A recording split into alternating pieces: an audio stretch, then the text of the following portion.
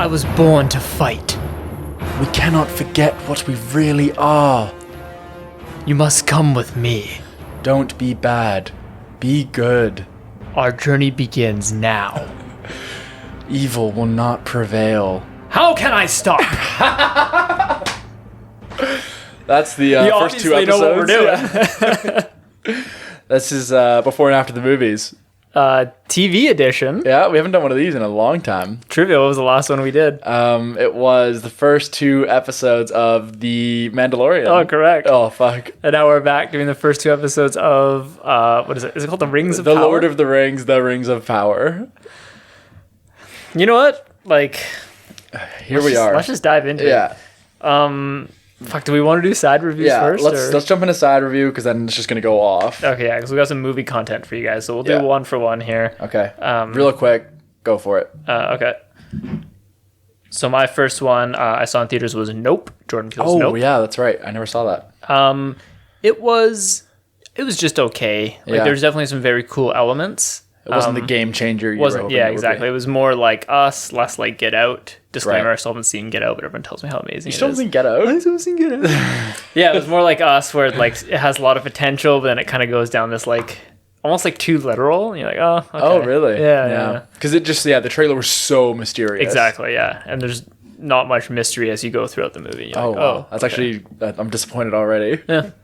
I saw Beast in theaters. No way. With Idris Elba.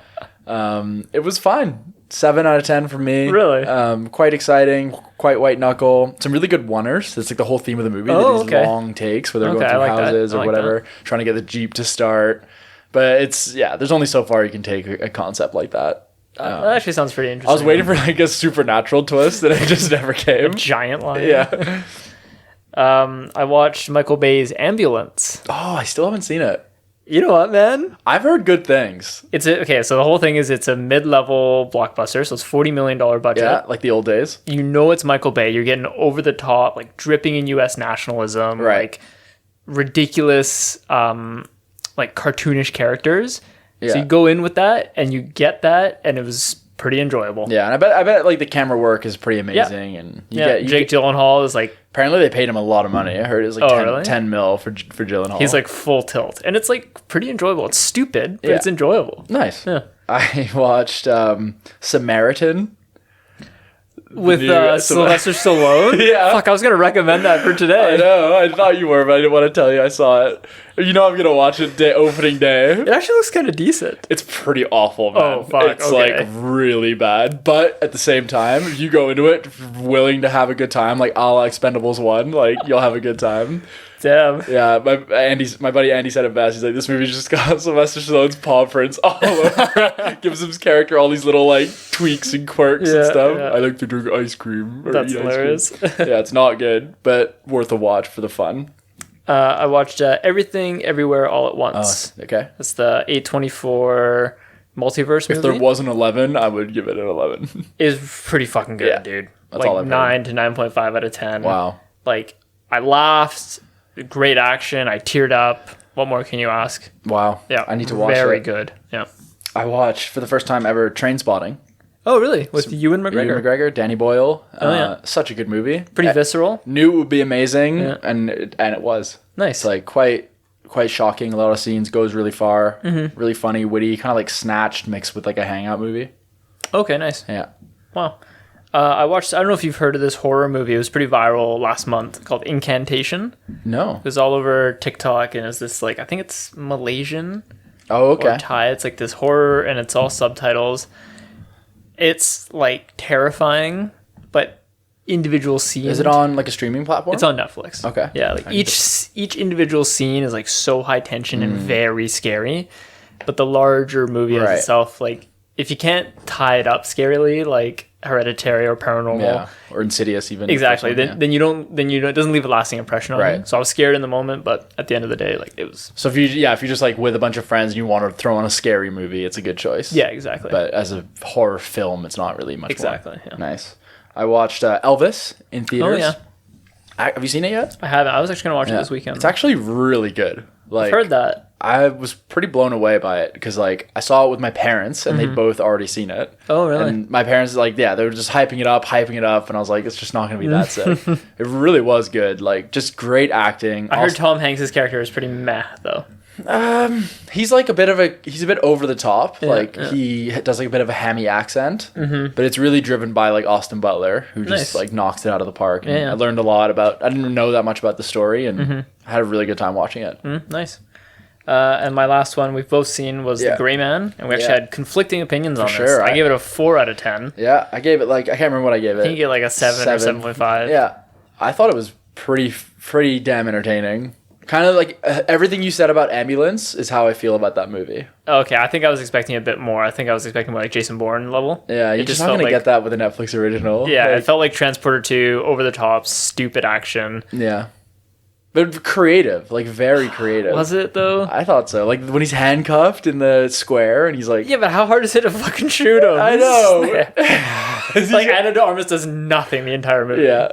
So, I mean, it is what it is. Yeah, fair enough. There's one more, but I'm not even going to say it. Okay. Yeah. All right, let's get to the Lord of the Rings, The Power of the Ring. Rings of Power. Oh, shit. Rings of Power. The Power of the Rings. We just say it's an awful title. Like they were walking into an onslaught with this. My first takeaway from this is like obviously, I don't know, you probably might know this, but might not know this, but it's obviously going to draw exact comparisons to the Game of Thrones spin-off, which launched 2 weeks ago, House of the Dragon. Kind of crazy that, they've just accepted they're going to be going. Two high fantasies at the same time, and they're going to get drawn comparisons whether they like it or not. Yeah, but it's like, the argument would be, will they cannibalize each other? But I don't think so. They're just going to fuel... I think so, yeah. Fuel each other. Because whoever hates one just has to watch it to say how much they hate it. It's going to be a return of high fantasy, but my whole thing is like... Having watched the first episode of The House of the Dragon, it takes place almost 200 years before Game of Thrones, and it really does kind of feel like its own thing. And this is thousands of years before. This one? Yeah. Is it? I think it's thousands of years, yeah. I thought, how old is Galadriel? I think she's like 6,000. Oh, fuck. Yeah, I think that kind of ruins my whole thing is that like it seems like we're getting a bit like Star Wars Extended Universe where you can't really get away from, the Shire and the elves, and it's just like... I don't know, Star Wars is always pinned in by these 3 movies that were made in this one last name. Exactly. Skywalker. Exactly. And now here we are, we're going back to Galadriel. We're seeing our dwarves, we're seeing our hobbits, and it's like, come on, guys, you got a great universe here. Yeah. Don't be afraid to just go somewhere else. Yeah, this is really one that they can't afford to like. This is such a loved IP that like. People are so protected. Yeah, exactly. People are they're going to scrutinize. They're going to look at this from every angle, trying to kind of pull it apart. We know what the internet's like these days. Like, So I feel like, I'm worried about this series because I just feel like it is kind of like doomed to fail almost. That's what it feels like. So maybe we can talk about the trailer really quickly. Nobody's even seen it, and it's just been getting slated for like a year straight. The trailer initial thoughts was like. That first trailer was really bad. Too clean, too polished. Looked way too much like The Hobbit than it did. Five Armies, It was like the slowed down cover music, and we like riff on the opening. The dialogue is so cliche. It feels like a young adult show. Yeah, it does. It feels like I'm watching Divergent. It was very like striking how out of touch it was from what people want. People loved that real gritty filmic look of 100%. The original trilogy. And I all I had heard was like, they're going back to this. They're going back to it. And it looks like... And I was going to say, I think they've listened, because I don't know if you've seen like the new trailer that came out like 10 days ago. I saw that on YouTube. I didn't click it. It looked like they've like retouched things a little bit. Like it looked like they'd taken the glossiness down. That's good. So maybe that's a good thing. But if it's like watching, like you say, a young adult Hobbit series, it's going to die real fast. Yeah. I mean, maybe we can talk about... I guess like every streaming platform kind of has their one big show, their baby, and like Amazon's had The Boys, and now the Marvelous Miss Maisel. Yes, and the biggest news about this one is the budget that they've committed for 5 seasons. Yeah, $1 billion. Yep. So it shows that they're putting a lot of faith in 5 seasons of this. But it kind of we've talked on and off a bit about how, especially during COVID, like we're like, is streaming, are these shows going to take over? And it seemed like maybe for a bit, but then movies came back. Yeah. And now with Stranger Things getting that massive, like 150 mil budget per episode, now we're hearing $1 billion for 5 seasons for this. Like, is streaming growing more than you, a cinephile, would like to see? It still feels to me like we hear about these massive budget TV shows okay, I will say this. I think yes for the TV shows, but the streaming movies are not there yet. No, absolutely not. And I feel like there's still like very two distinct markets where they can coexist quite happily until the streaming movies start getting better. Because they still feel like mini movies in a way. It also is like the studio doesn't have as much faith in it. Yeah. Like if something goes to theaters, like you're like, oh shit, it's going to theaters. Yeah, exactly. It's a big deal to go to theaters. Yeah. So I think like we are seeing, for the most part, like pretty good movies coming out in theaters, or at least like worth your price of admission movies. The TV shows, like, yeah, you're probably right. Like they're putting massive investment into it because they know it's a long-term investment. They can do merchandise and make money off of it for much longer. Is this going to put pressure on the movie industry, and will we see a decline in the movie industry and more people watching TV, like as some of our friends do already? Yeah, I think you'll continue to see that trend, unfortunately, unless it's like those big tentpole releases. But even those, like, they look like they're struggling in some degree, but I think that will always come down to just like how good the movie is. Like you see something comes out like Top Gun, yeah, everyone's just like, fuck. It's a nerve people want. It made so much money. I know. Like you talk about the $1 billion budget commitment of this, and that movie made well over that just with one movie. And you get the Thor 4s. I don't know, I looked at the final box office today. It was like 750 mil, which is fine. I mean, that's pretty good, but not for Thor 4. Not for what I think they probably would have wanted at least $1 billion. And if the movie was really good, I think it would have got that. 100%. But we'll talk about the MCU another day because that seems like it's in the mud right now. While we're on streaming here, I just had a little question here. If you were to recommend just one streaming platform, you only had the budget for one, what is the one you would recommend? I would say just Netflix, just about. Really? Just about. And you're in the minority there, man. People fucking hate Netflix now. Yeah, they do. I would say Crave is like a very close second. Really? I'm Disney Plus. Oh, really? I think. Oh, no way. No, man, they got good stuff. With the advent of Fox and Stars, like they have some good mature titles as well. Yeah, they do. I'd like to change my answer to Crave because I think Crave's that's the easy answer. Yeah, like hit for hit. It's got the best quality TV, but if I'm bored, I still just go straight to Netflix. What you got for me? Okay, here's a follow-up question. Of those streaming platforms, who's producing the best original content? That's a good one. And there's a dark horse in here that no one would have predicted. You're talking about Paramount Plus? No, God. Yeah. You got Crave, you got your DP. Yeah. You got Netflix, you got Amazon, and you got Hulu. No, you're missing a big one. You got...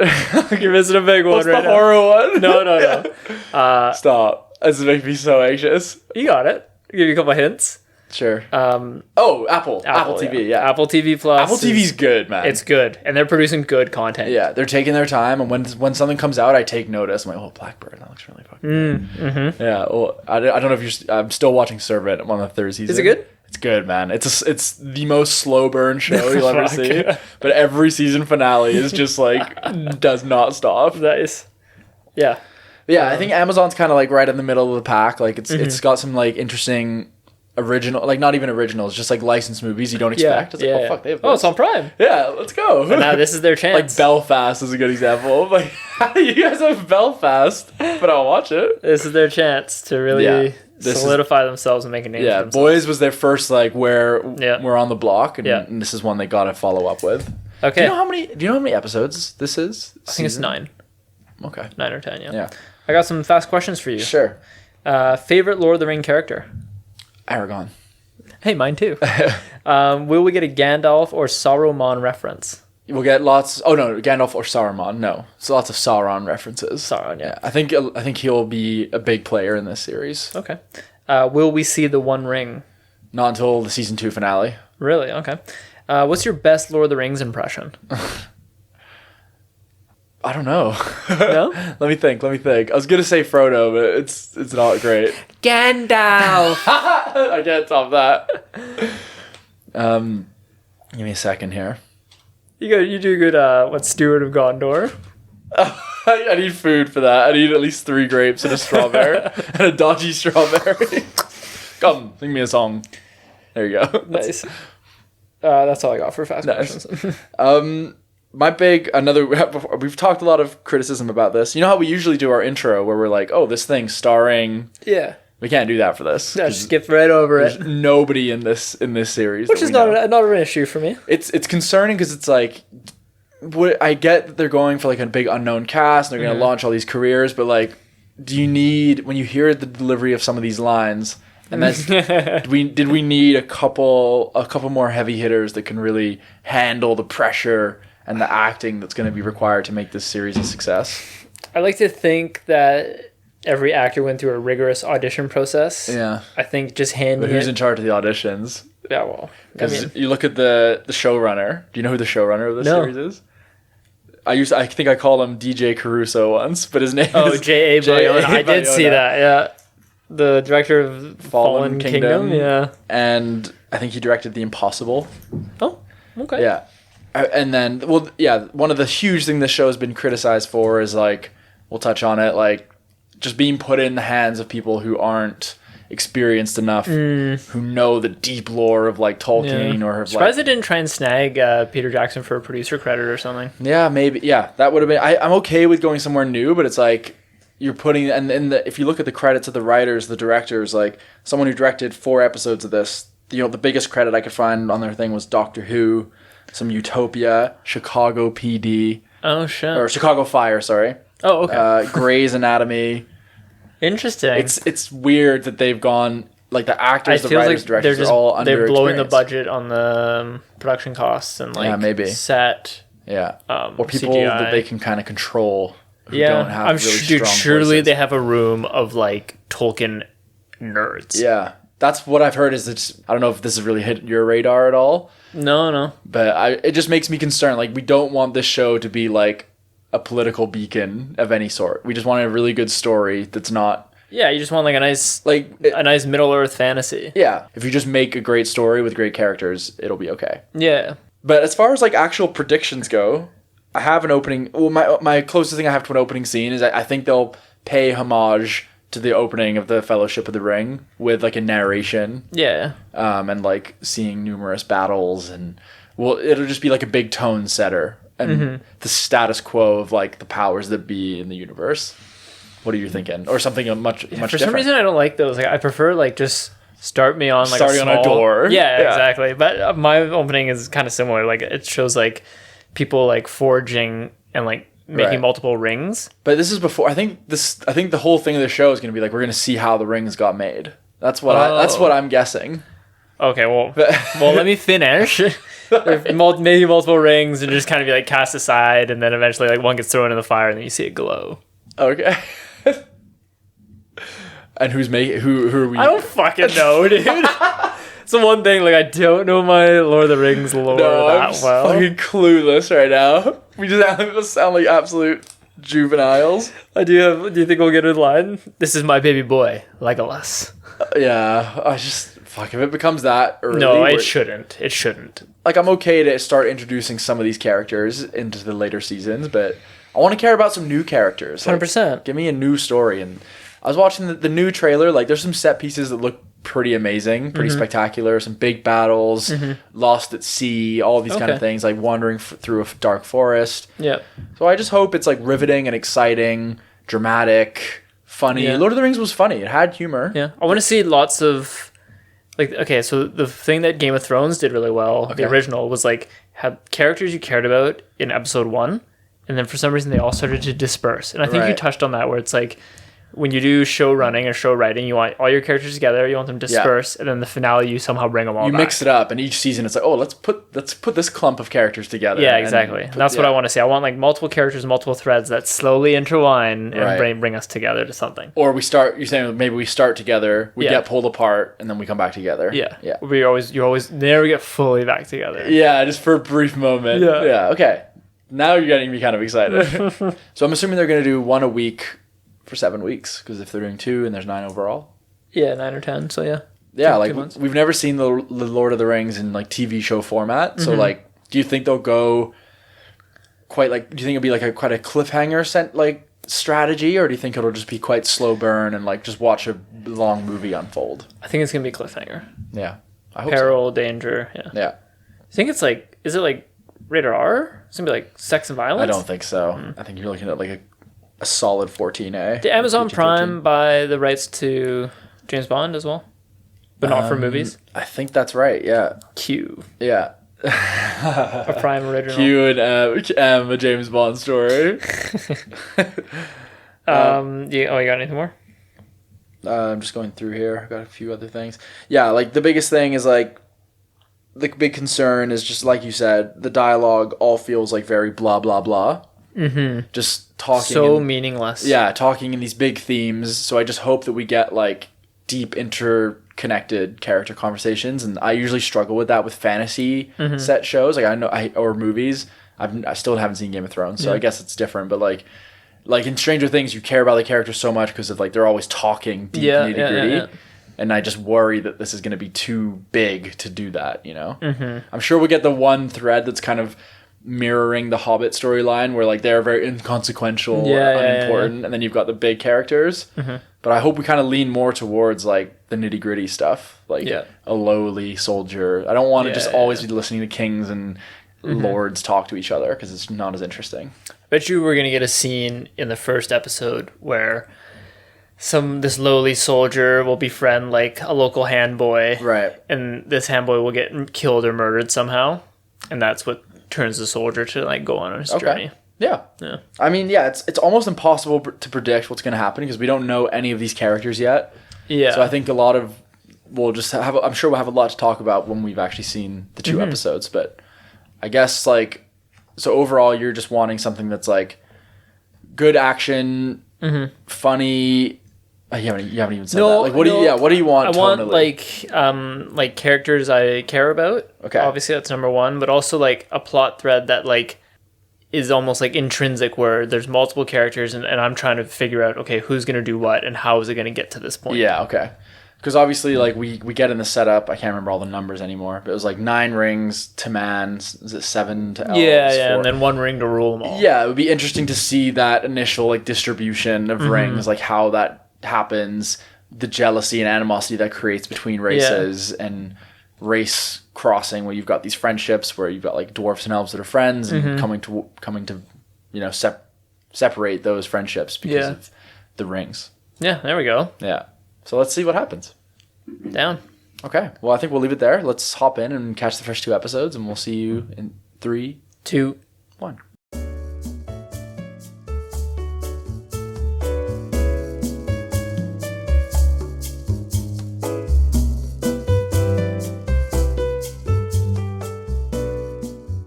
And we're back.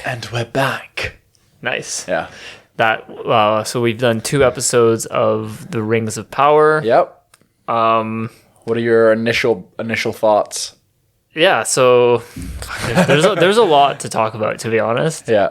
Especially when you do TV format. The first episode I was not feeling. Yeah, especially the first half of the first episode. Yeah.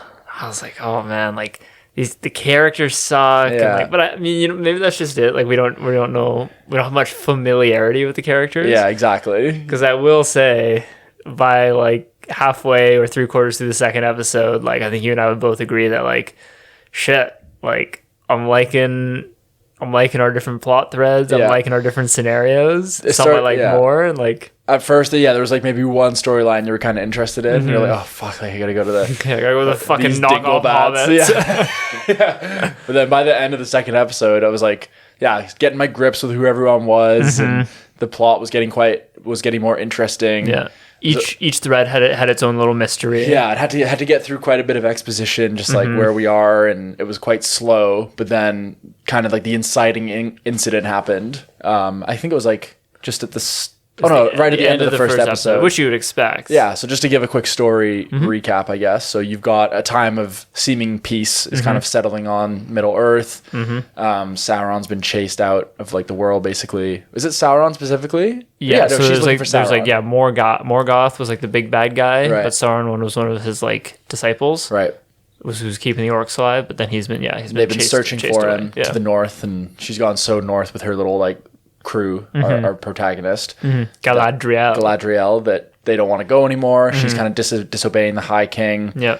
And then they're saying, yeah, peace is here. You can go to your like nether region. Yeah, nether realm. Nether realm. Jeez. So she's going, just like we saw a lot of the elves do for the first time, as far as I'm aware, in like the lore, someone kind of rejects that invitation. Yeah. And you realize it's for good cause, because right as she's leaving, there's basically like an attack. I don't want to say attack, but like, it's like a threat, looming threat kind of comes. Evil starts to rise up. Yeah. There's orcs that are digging these tunnels. Yeah. There's this mysterious stranger who we'll get to in a little bit. Yes. There's something the elves are doing something. Well, I mean, it seems like somebody's up to something. They're creating a forge to what you would assume is to make the rings of power. Right. And they need the help of the dwarves. Yes. So I think what really kicked it in for us was meeting this dwarf prince. Yeah. And we got to that elf dwarf banter. Jesus Christ. Elf dwarf banter. And then we talk about in these shows. Fuck off! In these shows, when we go with the cast and no names, there's often like 2-3 stars that absolutely shine and stand out. And like in Game of Thrones, yes, they had big names, but Pedro Pascal is someone who absolutely rose to fame. And we're kind of seeing that now with this dwarf prince. Yeah, he's playing the dwarf role really well. Yeah. But he's giving it like a bit of a new lease of life. Like he's a bit more realistic of a character. Yeah. He was singing the dialogue. Like the dialogue was just coming off the page. Yeah, it wasn't like I was watching a show. I was like, oh, okay, this is very... I'm into this. Yes, this is very real. Yeah, exactly. And that, I must say, like I was super skeptical of Elrond for the first episode. His delivery felt off. He felt just like he was just spouting exposition. And felt so stiff on the screen. Yeah, like when they're like walking down the steps. It's like, wouldn't you rather go away to peace? And it's like... Yeah, I was like, oh, this is just like a little side character to like serve Galadriel's arc. And then all of a sudden he just like takes center stage and he's getting quite interesting now. He's like kind of playing that Legolas role. Yeah, exactly. Yeah. So... And then I'm still not really feeling what is it, Horbits or something? Half-foots, something. Yeah, not feeling them, but we're feeling this stranger. Yes, this mysterious stranger. We got some theories. I'm getting big Gandalf vibes. Gandalf vibes. Yeah. No, there's no way. I'm thinking they gotta like stay away. Yeah, that's too soon to introduce like maybe the second biggest character of Lord of the Rings. Yeah, like if they want to kind of forge their own identity, it's not going to be Gandalf. Maybe it could be a wizard. He's in a very different place, clearly. So it's like it is like a real origin story, because we think of Gandalf as like he's so wise and he's been through all this stuff and he's so set in his ways. Whereas this man who's basically landed like a comet, crashed into. I'm sure like deep people, anyone who's like a huge Lord of the Rings fan is probably cringing listening to us. Yeah, exactly. They probably already know. Yeah, which makes me think like I'm allowed to Google this when I go home. Yeah, we don't really know that much about the lore or the expanded universe, so like I don't know who this guy is, but I'm curious. Is he a good guy? Is he a bad guy? Exactly. But he looks like Gandalf. He's got the same nose. It could also be Sauron or Saruman or Sauron because he's got some evil tendencies. Yeah, because he seems to bring things to life and then they die. Like he also like caused the ankle breaking. I mean, yeah, we assume so. We assume, yeah. It was definitely edited to make you believe that. So that's a good thread. Yeah, we didn't really have much to predict in this, but overall I feel quite relieved, because I was like very worried this was going to be terrible. I don't take joy in seeing these big shows just like fail and get ridiculed. Like it's better for everyone if it's good. The cinematography is pretty breathtaking. Yeah. The first episode, it almost felt too perfect. Yeah, I would agree with that. It felt like, you said like the blocking was like super perfect. Yeah, and, like, it felt like I was like watching a show. Yeah, exactly. I'm like, oh my god. Yeah. But some of the sets look a little bit styrofoamy, like if you look kind of carefully. But for the most part, it's like there's some really, really beautiful cinematography. Like you could kind of, as Tarantino would say, you could pause any frame and print it and put it on your wall. Like all the wide masters at the start of each scene is like, oh wow, that's just a great looking shot. And it does feel, it's not quite the realism and the graininess of Lord of the Rings, but it's not Hobbit bad in terms of its glossiness. It's somewhere in the middle. Yeah, it does feel quite digital though. Like quite digital. From now, like, I don't know, these days when I see a background, I just always think, oh, that's a green screen. Yeah, but they've done well. Like, you can see, like, a lot of the sets are real. Like, a lot of the houses and the castles and the grass. Like, you can see that, I'm sure there's, like, green screen elements in most of the shots, but a lot of it is, like, it feels quite real. More than I was expecting, so that's a good thing. What's your favorite plot thread right now? Ooh, that's a good one. I'm saying that the dwarf land realm mine that we're in. So he's obviously gonna have to convince his father, is he the king of the dwarves, or he's got to convince him to help the elves collaborate with this big project. Yeah, and they're given something, some sort of they already have it, don't they? Shiny box. Yeah, I don't know. Yeah, we don't know what that is. But yeah, it's doing a lot of setups and a lot of mysteries. Is it Galadriel? Galadriel. When she dives off the boat instead of going to the other nether realm, she's swimming and swimming and swimming, which is kind of dumb. Felt a bit stupid. Yeah, too much swimming. Yeah, enough. Cut down on some of the swimming. Yeah, she comes across this shipwreck with a bunch of people on it. Sick scene. Yeah, we got like a POTC 2 level Kraken attack when she's swimming away from this attack, and it's the camera's bobbing up to her, so you see the attack. Then it goes under. You see the attack from underwater. And it does that a couple times while she's swimming towards the camera. Yeah. Fuck, it was cool. It was very exciting and visceral and cool. And she basically meets this other guy, this man, who's just kind of, he's like our Aragon, I would say. Yeah, a bit of a drifter. Budget Aragon. Yeah. gonna survive like weirdly long. Yeah. Saves her ass way too many times. Yeah. He basically saves her from drowning, and now they've kind of struck this friendship. Because his village was attacked by orcs. So she kind of sees him as a clue, like, let me, where this guy goes, I can get closer to my goal, so I'm going to use him, but eventually I'll fall in love with him, you know how it goes. Yeah. And then there's a shipwreck, or they come to shore, or a boat, and there's a mysterious figure standing over them, and that was where we left. Seems kind of elf-like as well. Any theories on who that could be? A new face, an old face? Yeah, probably just some high elf somewhere, new face though. Okay. They can't keep throwing old faces at us, man. Yeah, I think like they need to not do that. I won't lie, like I didn't know I didn't think there was going to be any characters. So the fact Elrond and Galadriel, that's more than I thought there was. Like, yeah. I think they'll chuck you a wizard as well. Will they? Saruman or Gandalf. We could probably Google, like, when did the wizards arrive in Middle-earth? Yeah, like, I know from the Top Trumps cards back in the day. I know he's thousands of years old, so the timeline matches up. Okay. And it's like... But they're not allowed to, like, meddle, right? That's the whole thing? I don't really know. It's always, like, touched on. It's never really... Because that's why, like, they're like, oh, why doesn't Gandalf just take the ring? Because he's not allowed. So he gets a hobbit. I don't fucking know. Yeah. So I wouldn't worry too much. I'm really liking the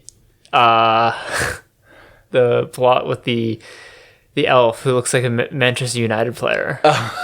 He's got the perfect fade. Yeah, just missing some Adidas. Yeah, he's missing some Adidas sweats. Cut off just above the calf. Just waiting for him to start some keep ups. Like the camera's swooshing around him.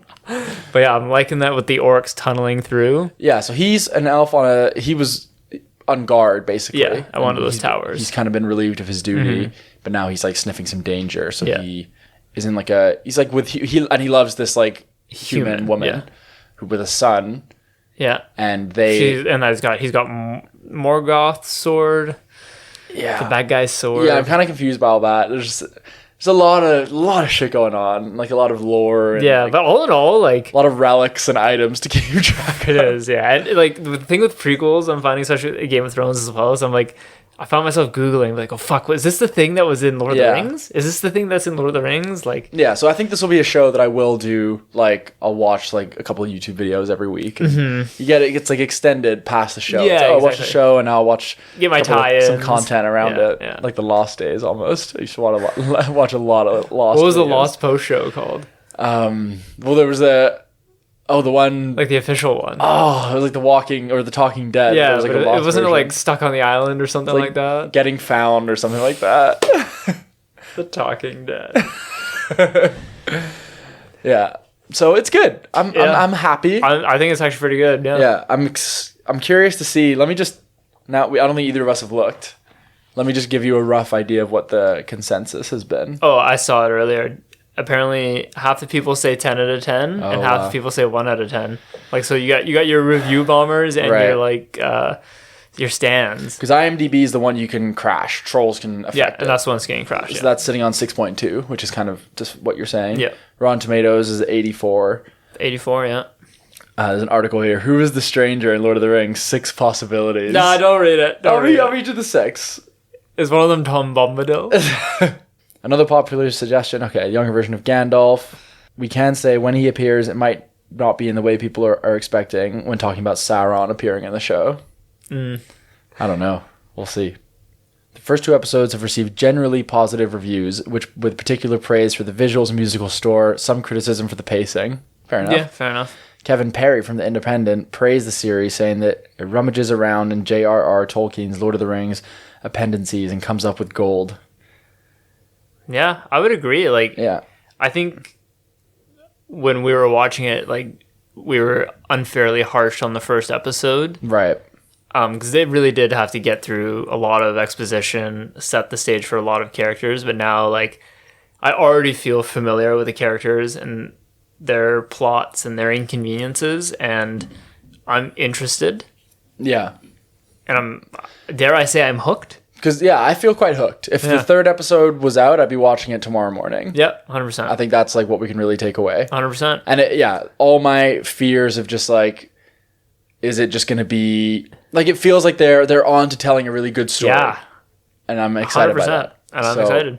It definitely wasn't perfect by any means. It felt a bit bumpy. The pacing was a bit slow. Some of the acting is a bit questionable. It's hard, though, when when you're reading your script and you've got these like long lines of dialogue. It's like, and you got to get through them. But now things are smoothing out. Yeah, because you want the characters to just be reacting to things that are happening, not just like standing around talking. Yeah. It's kind of smart, actually. You can see why they released 2 episodes.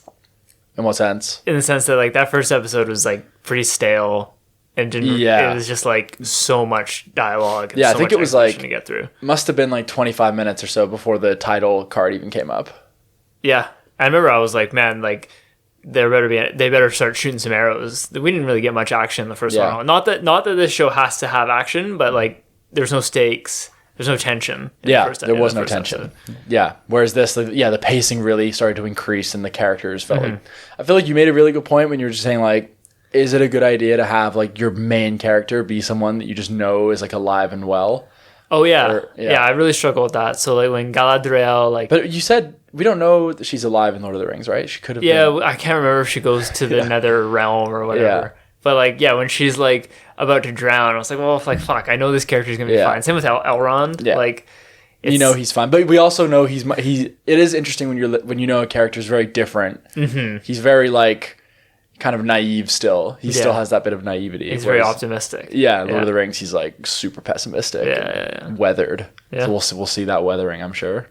And I like the point you brought up. I think you wanted to mention this in the pre-show, but like how we're almost taking this series for granted. Yeah, that's so true.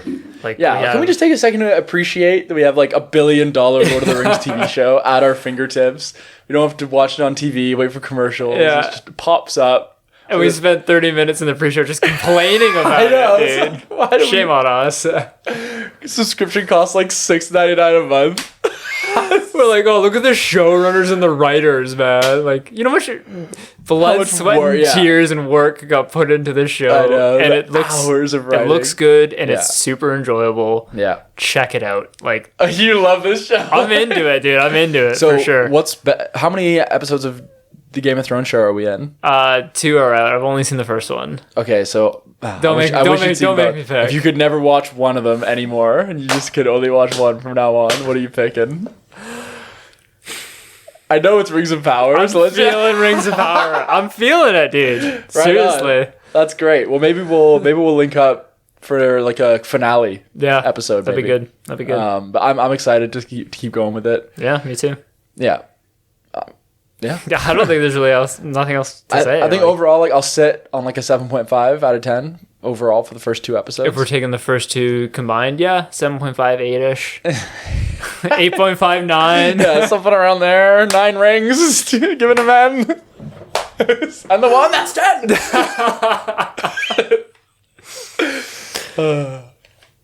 All right. Huh? Well, this has been Before and After the Movies. We'll link up soon for another episode, I'm sure. Yeah. Thanks for listening, and check out Lord of the Rings, The Rings of Power. Do it. No, how does the Prime logo go? As if they put rings in the title twice. Odd. That's decision. insane. Yeah. Wow. Yeah. And like right after each other. Lord of the Rings, The Rings of Power. Do you think, one last point I wanted to make. Like, you often see these articles come out. Like, do you anticipate we'll see like an article being like, why Rings of Power should have been a movie or a movie series? Like, do we just kind of force things to be TV shows a lot because you can draw it out and you can slow it down and just make, just keep it going forever? After what they did to The Hobbit, like... I know, yeah, but that was like just based on one book. But like, say we see 5 seasons of this, and we're like, maybe this could have been like a movie series instead. Or do you think they've chosen the right format? I think they've chosen the right format. Okay, because Obi-Wan Kenobi, I would argue, like I still haven't watched that. Yeah, you've seen the first episode, sure? No. What the fuck? It's not that good, but it's kind of worth watching. It's like, so someone cut it into a movie. I don't know if you've heard about this. Oh no. And Disney actually, they like ended up putting it. I think it's on Disney Plus. Really? It's like a licensed editor. And they basically just accepted that it's way better. They cut out all the fluff. It's like should a 2 hour. Watch the movie instead? I think you should, because I think there's a good movie in there. Huh. I think it's like a 2 hour, 45-minute movie. Down. Yeah, they really stretched it into a miniseries, and it was a pretty big letdown overall, but had some moments. Yeah, miniseries. I think miniseries is different from what they have planned for this. Yeah, like a massive saga. Yeah. Yeah, fair enough. We'll see though. I'm excited to watch more. Yeah, or I really am. So I guess it's going to be every Friday? Thursday. Yeah. Oh, yeah, because I came out. It's a weird night. Yeah, but it makes sense, I guess. Yeah, I know, but like Game of Thrones owns Sunday. Like Sunday. I should start watching that show. You don't like high fantasy, though. I liked this. Oh, well, maybe. I got a lot of other shit to watch first, though. Yeah, that's true. All right. We'll see you soon. Thanks for listening. Take care.